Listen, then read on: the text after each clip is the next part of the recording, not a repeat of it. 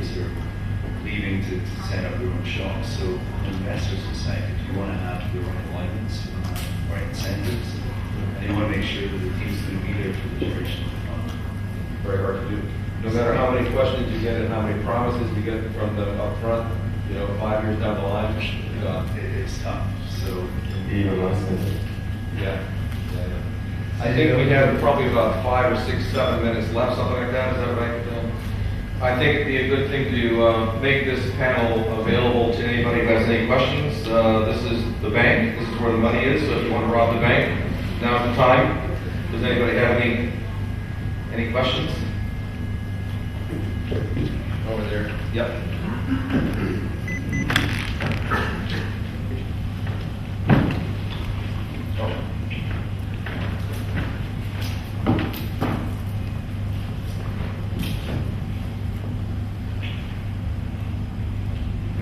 Good morning. Thanks. Very entertaining panel.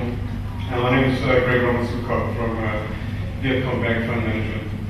So I appreciate your comments. In particular, I thought the comments about incentivizing staff and retaining them in the PE team was quite appropriate for this market, where the concept of carry and that type of thing is still relatively new. And I think. For me and my experience here, a lot of people still don't believe that they'll actually, at the end of the day, get the carry. But my question is really to you with regards to the amount of emphasis you place on currency and currency devaluation. When you look at potential investment into private equity fund in Vietnam, it seems to be the common theme that I hear from potential investors. So just wondering about your input on this. Okay, I can quickly comment on that. Yes, it's an important matter that we take into consideration, but clearly we have option to look into the past, right? How the currency has developed and whether it makes us more comfortable or less. I mean, if you look at India, right, versus US dollar, you've been in that 40 to 50 band for a longer period of time. If you look at Vietnam or even other developed markets in Asia, like Japan or Korea, right, that volatility is much higher. We have the luxury that we have internal research teams, so we can tap into some knowledge and get the views. Overall, it's important. We looked at our existing portfolio where we have significant exposure to foreign currencies and considered hedging strategies. But from our perspective, we have not done any hedging so far because from a return perspective, it just doesn't make sense, and it deteriorates returns so much that ultimately you just take that currency risk. I think it's a very valid question, especially in Asia. I think a number of investors are still scarred from the 97, 98 crisis. We do hedge. I think everyone takes a position on hedging, whether you hedge or not. If you're a broadly diversified fund like Lexington, I think it's easier to hedge. I think to hedge a single asset is very difficult. Generally, what we've seen is the general partners decide not to hedge, although that's changing recently. We've seen instances in Japan, in Australia and Korea where general partners actually hedged. We use forward contracts, we don't use options. I think they're just too expensive. So we can lock in the interest rate differential. And just now you can actually do quite well in certain jurisdictions like Japan and the US dollar investor, but in countries like Vietnam it's very difficult.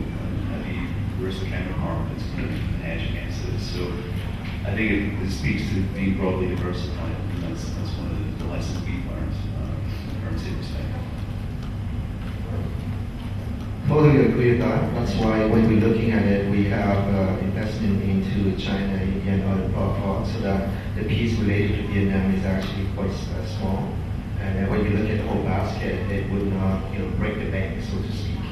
And the other thing is we added the other perspective of having a Canadian company attached to it, so that when we're looking at any investment, it's more for the potential that there is an M&A later on by a foreign company, and therefore the actual value of the Vietnamese market is again being diluted through a potential acquisition. And the currency loss you have here, you're going to gain it from the capital gain for the parent company or the Canadian company when you take it to the North American market. Thank you. Another question? George? Hi. Sorry. When I listen to the panel, I think one of the assumptions sometimes is that there's a correlation between growth and returns. But when I listen to the panel, it doesn't seem like in your minds there is much of a correlation. Is that true? And if it is true, there isn't too much of a correlation. And what needs to change such that there is? Because we're largely here for the growth story in Vietnam. Peter, do you want to? Yeah, I fully agree to that point. I believe that LPs don't any longer buy into the macro story as they might have 6-7 years ago when they deployed capital in other emerging markets in Asia. And when we entered India as an example, right, obviously it was a highly attractive market at that point in time, but the returns are fairly mediocre. So I agree to the point that the growth story or the macro attractiveness does not necessarily translate into attractive PE returns on an overall basis. And yeah, I just can agree to that. I think it's a fair point. Part of the challenge for US and European groups that have an office in Asia is to get your investment committee comfortable. Forecasting top line growth of double-digit top line growth and margin improvement for the next 5 years, and just virtually stagnant growth and margin decline in Europe and in the US currently. So you have to try and quantify how much outperformance you're going to get. So we're very focused on looking at the structure of deals these days and how you can protect your downside. I think that's one way managers can do it. Yeah, it's a challenge. I think the micro is not always great to the macro, and it's difficult to get that outperformance. It's a very interesting question. I wonder whether it's a correlation or you probably mean some relation, direct relation between growth and return. For us, when we look at that, we said that while the growth return should reflect the growth, there are so many other factors, variables, if you will, that we have to deal with within that growth equation, which includes the inflation, which includes the reporting rates and any other kinds of ways. So when we factor that in, the return itself it doesn't really compensate for it. So that is another reason why for us we're looking more for a longer term investment over 4 or 5 years will hopefully by the time that we get to exit, then most of the risks have been addressed and get a return that would compensate for that. So while it's a growing place, there are also a lot of risks involved which will not give you the same kind of return in a slower growth but a more mature market. Thank you. I think we're running out of time here. We got a question from Gary Gibbons. Well, if the macro story isn't selling with the LPs, then is the story just a matter of finesse? Is it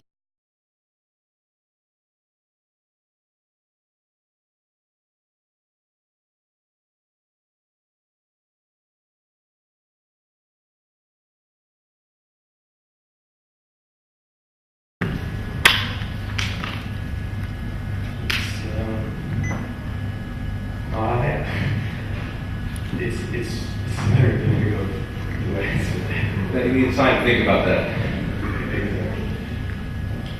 No, I mean, in spite of, on the macro level, there's absolutely clearly, it's attractive, right? No doubt about it. You have risk attached, but yes, you go forward because you can fairly easily sell. Okay, these are emerging markets. You go there for growth. You go there for other reasons.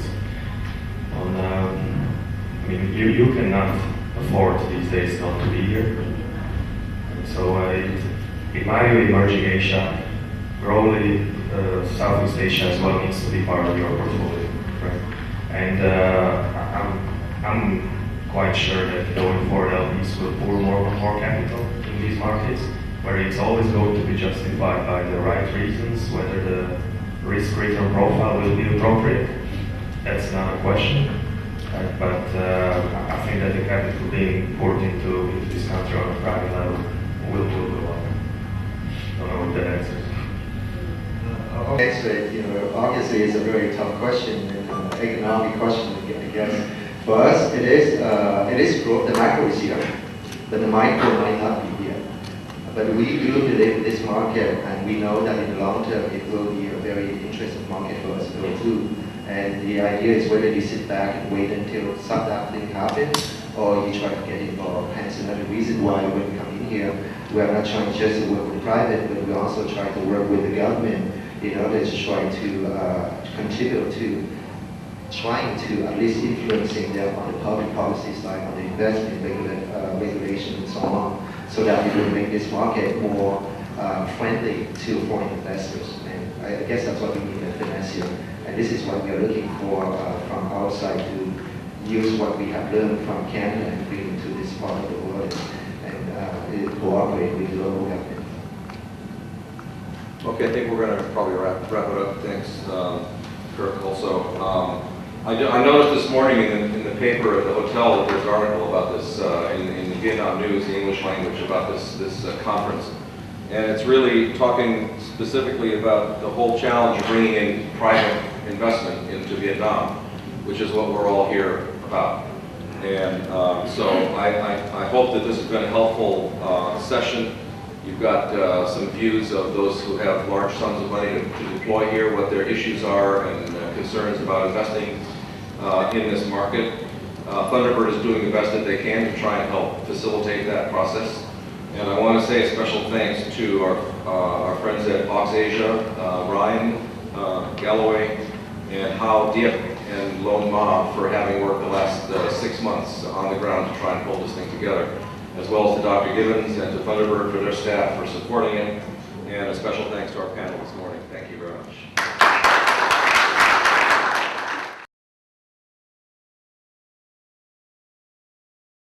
Thunderbird is doing the best that they can to try and help facilitate that process.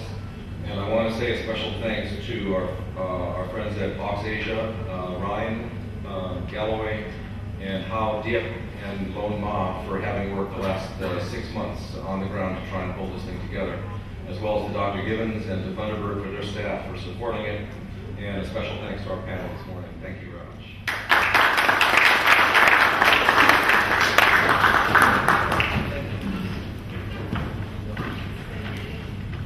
We're going to have a slight schedule change. Right now we're going to dismiss for about 20 minutes for networking and interruptions. And then we're going to start up sharply at 10 with the pitch. So the judges that are going to be doing the pitch, if you could come up and stop the seat. Or come to where you go. I appreciate it. Thank you. Now everyone start to take their seats so we can start the fund edition of the pitch. Thank you. We'll start the pitch fund edition by having each of our judges maybe either state or restate their name for the benefit of the audience, who they're with, and their experience, please. We start with you. Sure, yeah. Is it working? So again, my name is Frank Crow. For those who have not been here in the first session, we are VTS Capital. We are both LP and GP. On the LP side, we have investment into 22 funds, and they are into the technology side. Thank you. Hello. Hi, my name is Kim Kim, and I'm from Diamond Dragon Advisors. DDA is an Asia-dedicated placement agent with offices in Hong Kong, Shanghai, and Sydney. We're a brand new operation, and we have a team of 11 people in the region. And we currently have 4 clients, all Asian GPs that we're currently raising money for, including one Southeast Asian client, Indonesian GP. I'm Han Wang. I work for the Dutch Development Corporation. We are investing in emerging markets. We have about 1.2 billion US on investments, and we have one office in the Netherlands. And, we have some exposure in Asia, China, Vietnam, India, and we'll try to expand the portfolio. Hi, I'm Ronnie John. I'm with Sarasi Capital. We're an emerging markets private equity fund-of-funds business located in Singapore and Hong Kong.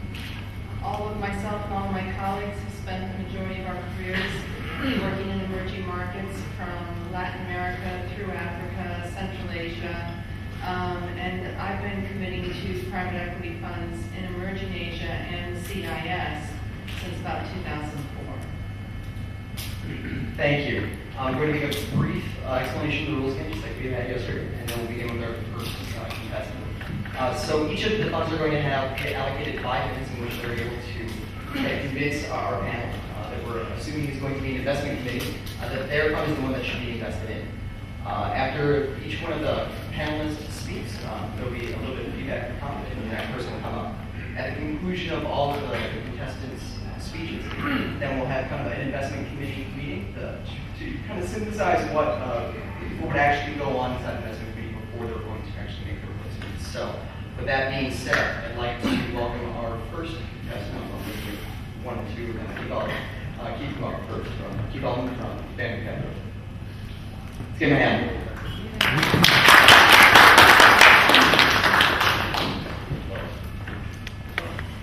Thank you. I'd like to start though. I'm an investment manager. I'm here filling in. Should I start? I have to get my stopwatch. Okay. Hang on. Should I do this? 3, 2, 1. Okay, so I'm from Bamboo Finance, an investment manager there. We're based in Geneva, Switzerland. I will start off by saying what we are not. We do not finance bamboo projects exclusively. We get a number of requests for that. What we are, though, is a Swiss-based investment firm that specializes in impact investing. So each of our projects that we invest in, we expect commercial returns, so they're commercially viable, with a social mandate of low-income positive impact for goods and services that they provide. So each of the companies that we invest in will have that type of profile. Let's see, to date, we've made 12 investments, so we're capitalized to $55 million. We're part of the larger Blue Orchard group.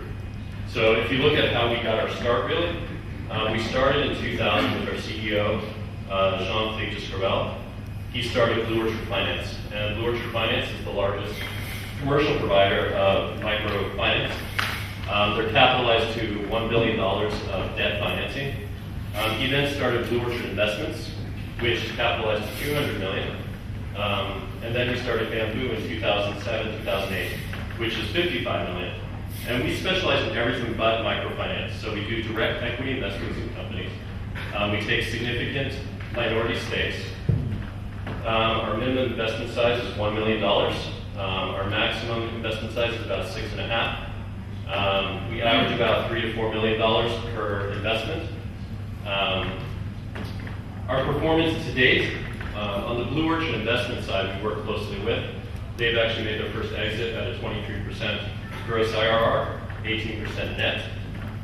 We haven't made our first exit yet. We started investing our first one in 2009. Our NAV is updated every year, though, and the current NAV just came out at 23% above the share price target. So we're doing pretty well so far, and most of those are based on market valuations, not law. Examples of our investments. So what do we invest in? We do healthcare and energy mainly. In India, we have one of our largest investments in primary healthcare. So we look for very disruptive models and unique models. You might have heard me speak yesterday about our Pakistan investment, about our Mozambique investment. So each one of those has some type of financial aspect and a social aspect. So the example with Mozambique was it's an LPG company that started to help the Ministry of Health there, but we're also selling commercially and retail, and we're in talks right now to sell off our shares to a tool maker from South Africa. So that's really our ideal investment structure, is that we have a commercial liability with a social impact. Who are we? Our team comes from Bain Capital, Citigroup, myself, Goldman Sachs. So we're all really investment professionals, many of us with some type of social background as well. So mine is from Relief International. I have quite a bit of experience in the Middle East with being on their board and working with MFIs out there. We are still open as a fund, so we're getting ready to close. probably in year end, maybe early next year. The terms of the investment, I will leave that over to our CFO if anybody's interested. Let's see, how much time do I have? 1 minute? I can give a little bit of example of what we are, what's unique about us. All of the investment professionals have pretty much rigorous training from either in the investment banking world or the pretty much the standard private equity, such as private bank capital. But our due diligence process, we're a little unconventional. So, for instance, when we go into India, we really dive into the companies. An example being a distribution company that I'm closing in on. The due diligence process there, they're headquartered in Mumbai. We did all the standard due diligence processes out in Mumbai. But then we wanted to see the full value chain in action. So we went out to Bihar, the poorest state. We wanted to see then their distribution network out in their off-grid buildings. So they sold solar lanterns as far out as 4 hours outside the capital, Bihar. We sat out in those villages. We met with villagers who use the solar lanterns. We waited until nightfall, so we went and took a tour until about 11 p.m. midnight, seeing the actual lanterns in use, how they liked it, how they compared to the other products that they were using. And then every step of the value chain along there, we went pretty much back from there we go. Go ahead and have a seat, and we'll have some. First, let's give him a hand. Hey, do you want to come back up for a second? Just do some feedback? Certainly. Go ahead and have a seat. And Ronnie, do you want to start with you? Pretty impressive. I also come from a development background and finance background, having worked at Asian Development Bank, CBC Group, always on the private investment side, so I'm always intrigued by these types of propositions. And I think, you know, the trade-off often when you look at these opportunities is that you're trading off return for social impact. And it seems with this group that you're not really doing that. And if you want to get into the debt side through Orchard or the private equity side, you have different risk profiles that you can participate in as well. But looking more at traditional private equity returns, so that's interesting to me. Yeah, our investor report details each of those three. I'm sure. Humble. Well, I think it's clear to me that it's not the first time you're pitching to Mrs. obviously second fund, so it was really a good presentation. I think it's clear to me that it's not the first time you're pitching to Mrs. obviously second fund, so it was really a good presentation. I will, you got my attention. It's really interesting, which I just want to be general. And obviously, as a development finance institution, it's an extremely interesting proposition. Tim, I would like to, we would have like to hear a little more about your team and your composition, your partner. You're up to brilliant. Thank you. So I thought the subject matter was also very interesting. I like the way you started off differentiating yourself. You've hit pretty much the main points, which are who, what, where, and how. But I would have liked to have heard a little bit more about the where. For example, what markets you had, what was the rationale for why you hit these particular countries, and the types of industries that you would target. And then the how. To Ronnie's point, how do you make money?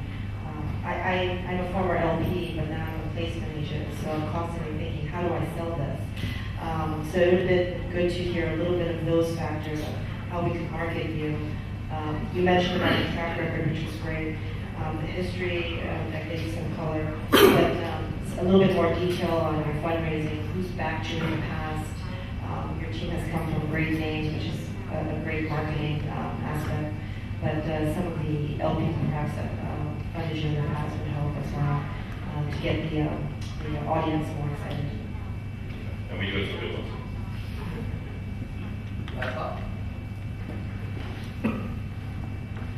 Yeah, also like this, the pitch you have here, it caught my attention, but also raised a lot of questions in my mind, being a VC guy, always want to see some return. when you talk about healthcare and energy, those traditionally sectors that require a lot of capital.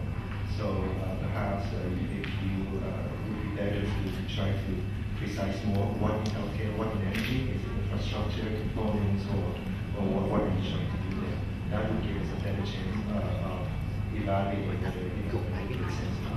The second thing is the team itself. We talk about the background, we talk about what you have in the past, not just working with. Citigroup, Goldman Sachs on the name, and business telling more about your expertise. That would be something related to that. And also, that's one question that was a comment posed earlier about where and how. Those are the two key questions for a small fund. How do you diversify your risk in a way to make sure that you reduce the risk of losing about $50 billion? Great, thank you. Thanks again. Let's give one more hand. Next to the stage, we took Nguyen from TechCom Capital. Let's also give him a hand.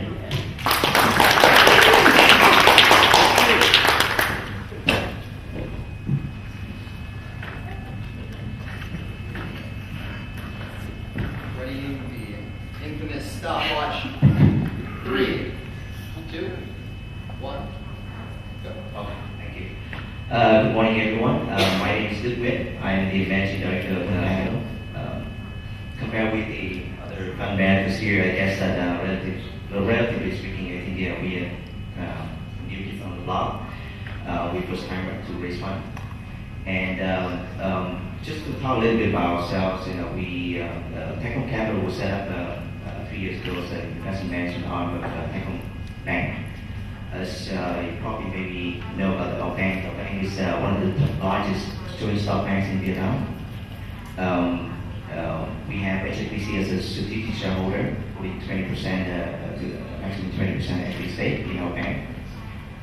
We have an extensive of about 300 branches and a workforce of 7,000 professional trained staffs serving over 50,000 enterprises all over the country. Techcom Bank is also part of the Masan Group, which besides Techcom Bank, grows its food business into one of the largest consumer groups in the country. So our view about Vietnam is that we strongly believe despite all the current global macro challenges, we believe strongly in Vietnam's fundamentals. And but we also know that the private sector in Vietnam is very highly fragmented and highly competitive. Most of the businesses are small scale. So we think that sooner or later the Vietnam private sector is very fragmented. So we think that private sector needs market leaders, and so that's why our focus at the moment is actually to try to selectively look for sectors that have scale and identify the right potential market leaders with whom we can build a sustainable market leadership. Can we do that? I think we can, because we have a board of directors who, the chairman of Masan Group, the chairman of Techcom Bank, and CEO of Techcom Bank, those who have outstanding track record of investing and developing market leaders in Vietnam. We have a group of professionals well trained overseas, CFA, and with diversified backgrounds of investment banking, corporate finance, and consulting. We also, I think that if we can leverage our nationwide network of 50,000 enterprises, that could provide us a proprietary deal flow for investing in acquisition. Together with our local knowledge, I think that's the key source of our competitive advantage. So at this point, we are also working with global and regional partners, such as private equity firms and strategic buyers from overseas to look into these target companies. and we look to raise $100 million US in the next, invest in the next 2-3 years. Okay, let's give him a hand. Kim, would you like to start?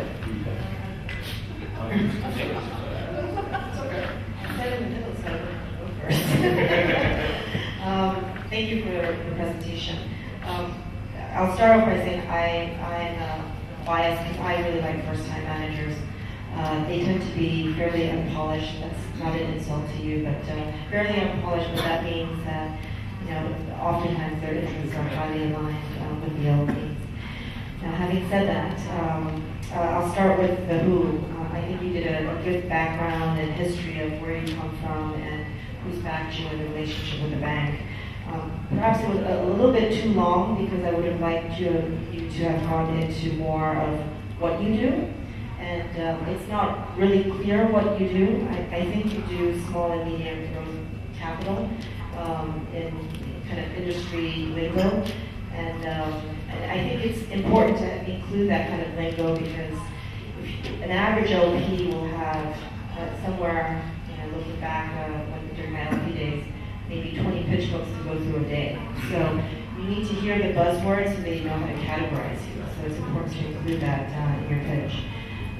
In terms of where, it's not clear what kind of industry sectors you focus on, so it would have been good for you to kind of hone in on that and be more specific.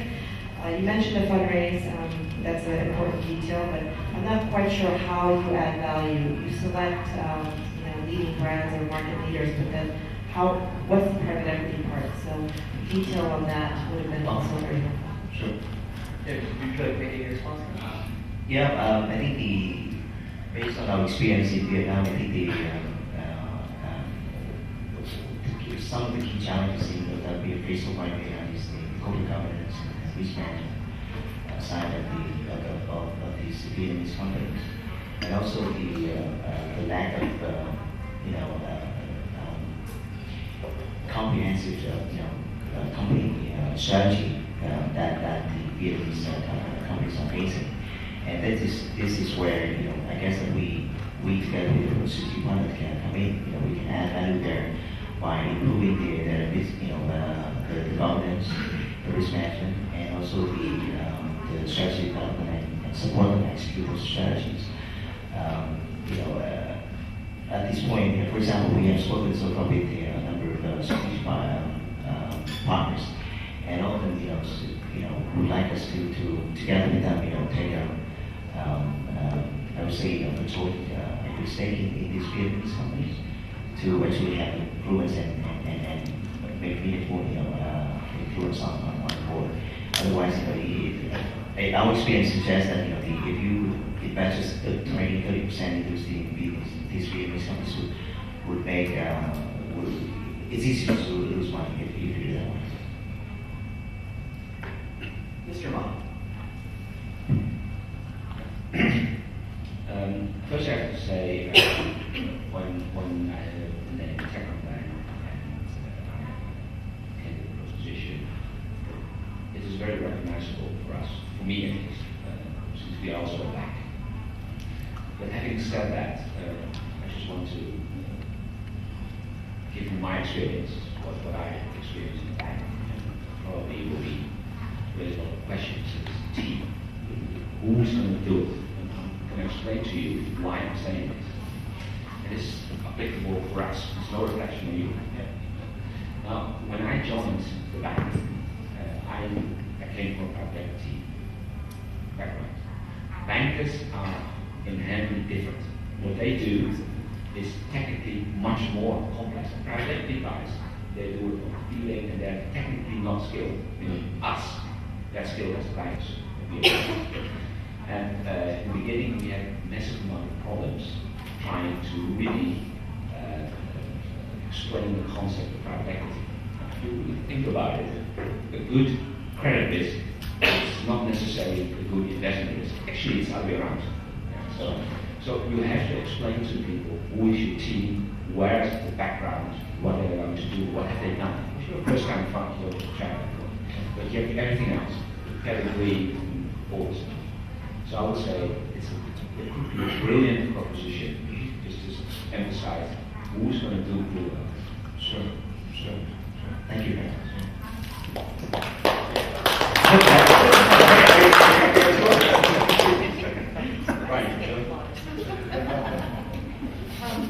I also like first-time teams.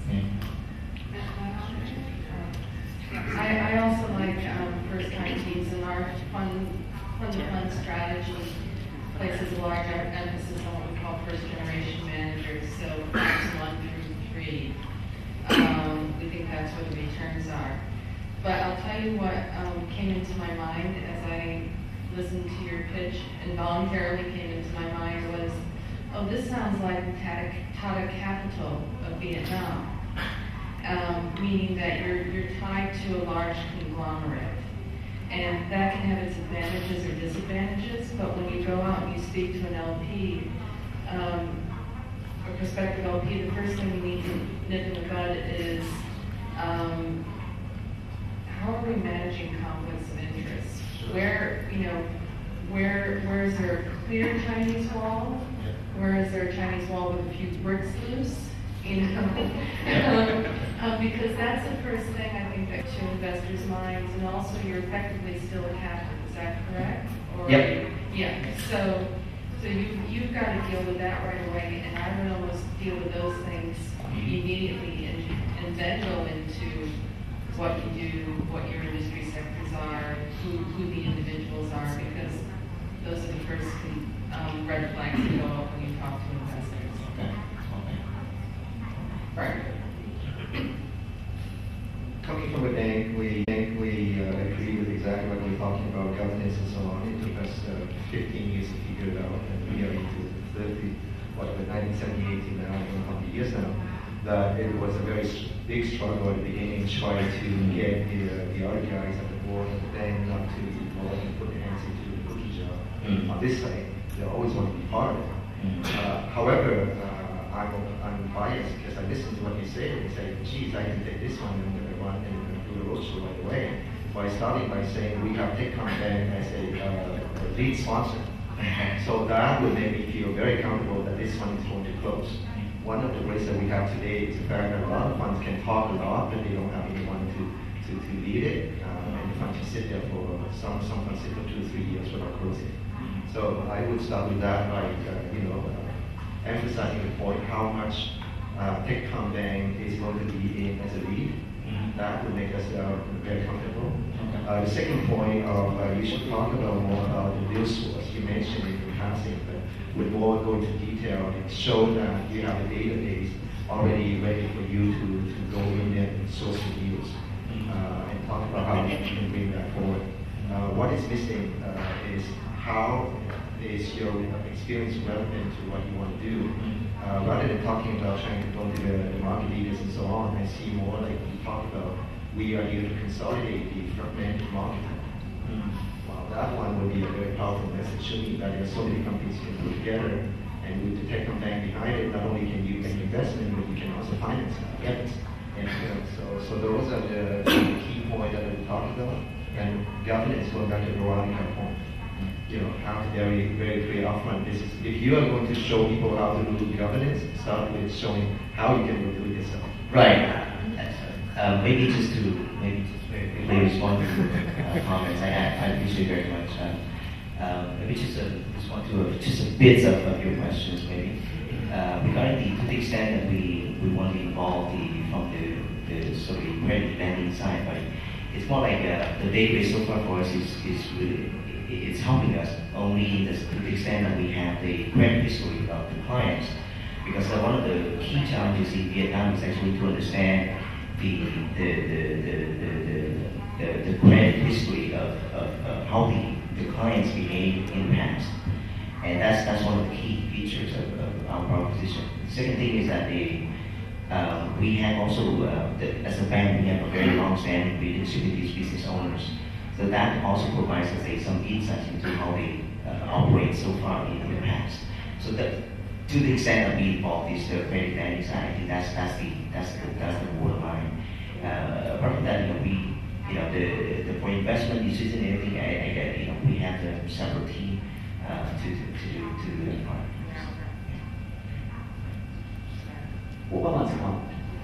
I just wanted to add, because I think that the captive nature is a point that's very topical in Asia. And this often it becomes a red flag when you go marketing outside of the region, particularly in the US. And if you look in Asia, particularly in a country like Japan, a lot of funds are captive. And this can be seen as a very huge positive. And so to address that right from the start, such that they're not tainted later on to say, oh, well, this is a captive fund, I don't do captive funds. I think it is important to address that from the outright, to highlight what are the positives of being associated with the bank. This is something that a lot of Japan GPs have to deal with. Thank you. Yeah, because most investors, as you walk out, we're out fundraising as well. They're very much check the box. So you've got to like just jump ahead of that somehow and get them not to check that box right away and move you out. Okay.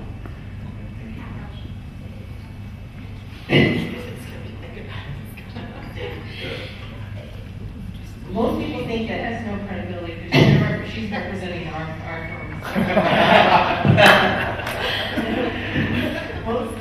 most GPs think that the way LPs invest, and I'm saying this as a former LP, is that they're looking for the perfect GP, and they're looking to check all the right boxes. In fact, it's completely the opposite. At the end, you want to keep them going such that they've run out of questions, such that eventually you can send them to the IC. So you want to give them a reason to continue, not necessarily saying, this is the reason why you should invest, but don't give them any negatives that put you guys in the no box. So it's highly process-driven, a long process, unfortunately. Okay, I'm done. Thank you. Let's bring the hand.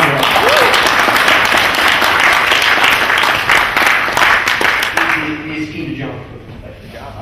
No, I was just going to say, I really support, as a placement agent, I really support everything you guys focused on. You all hit right on the key issue here, which is the captive fund.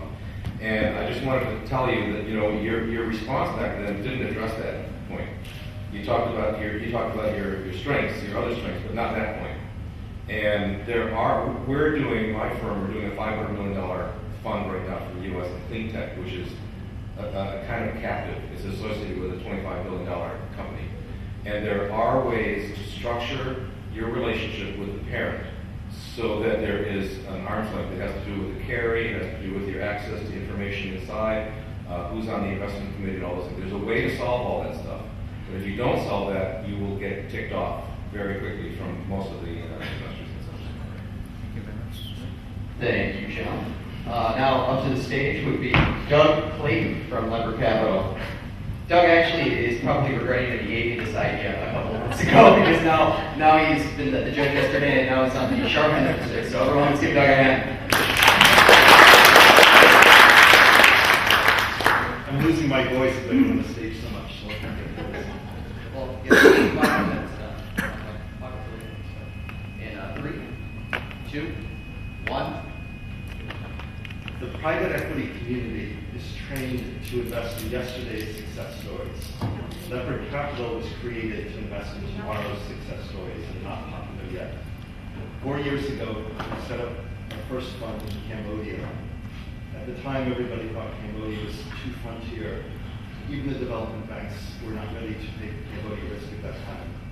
We raised $34 million from over 100 investors around the world. So we have 100 individual investors. Many of them are famous investors investing their personal capital because they didn't feel they could put their institutions in. We had one pension fund as well. I think we got lucky to get. But with the $34 million, we've been able to do 10 investments in Cambodia.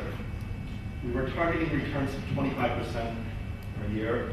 We've had 2 exits that have exceeded that so far. So I think we're on track for a decent performance. Since we're running out of capital, we're now preparing to do our successor fund, which will be a $75 million fund targeting Cambodia and Laos. Laos is a country that has a lot of similar characteristics in Cambodia. This fund will have a different fundraising strategy with the same return target of 25% or more. The fund's fundraising strategy here is to target development banks who now seem to be more interested in Cambodia, Laos, as well as family offices and some adventurous institutions, funds of funds, and others. The fund will launch hopefully around the end of this year or early next year, and we have several anchor investors who are in discussions with us. If we look back at our first fund, we primarily focused on 3 or 4 core sectors. One is financial services, one is basic utilities like power or alternative energy or telecoms. And the third sector is the whole food processing chain from agriculture all the way to packaged beverages and food. So these are the 3 areas that we found to be lucrative, and we will continue this strategy into the next fund. Deal sourcing has been very easy because we've been the only fund, only multi-sector private equity fund operating in Cambodia up to now. We've had a 4-year head start over anybody else. However, now 3 Vietnam investment groups, who you all know pretty well, Dragon, Vina, and China Capital, are all looking to come into Cambodia and Laos, perhaps validating in part that these are good countries to invest in. We welcome them in, but we have a good head start. We have a team on the ground of 12 people.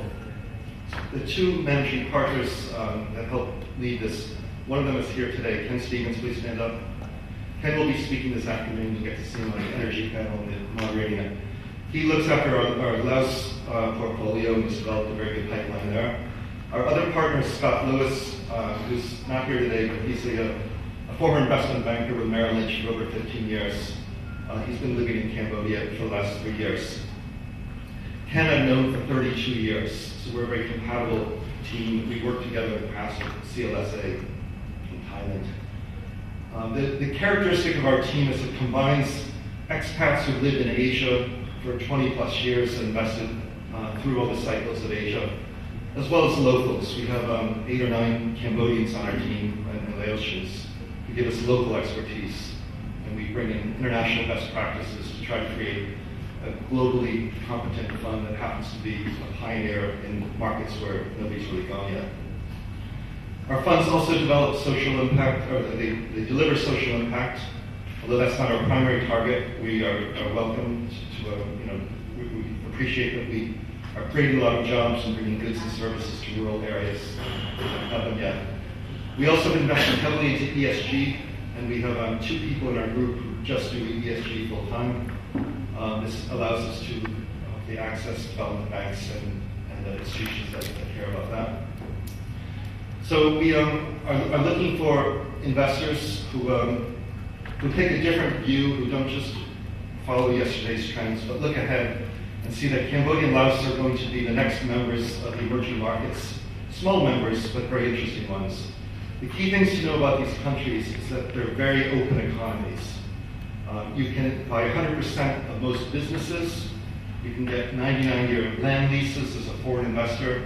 You can, in Cambodia's case, you can bring your money in and out without registering it.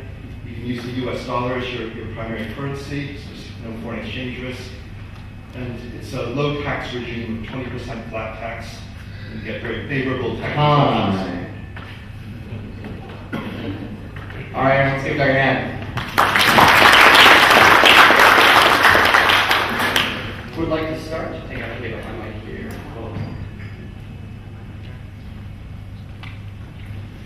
I just want to say that we've discussed this. I would say it's clear that you have done this before. Was basically all the boxes I've ticked or unticked. That's how you look at it. So it was a very clear presentation. You can't put it more on the board. I'll try to. Okay, so what I really appreciate is that you not only say that you are going to invest in the future, but also explain why you're very interested in what the alternatives were. I think it's a very good presentation. I think it will be successful.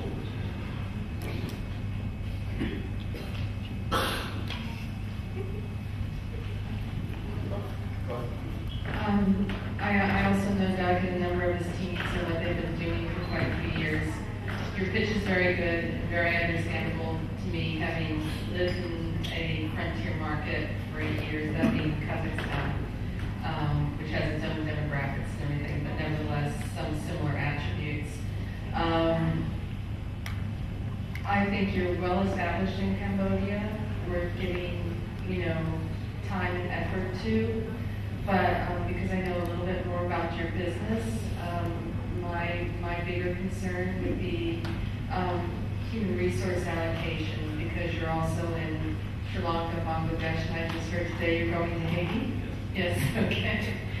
So that would be an area of concern, for me. There's no doubt that you guys understand these frontier markets because you've been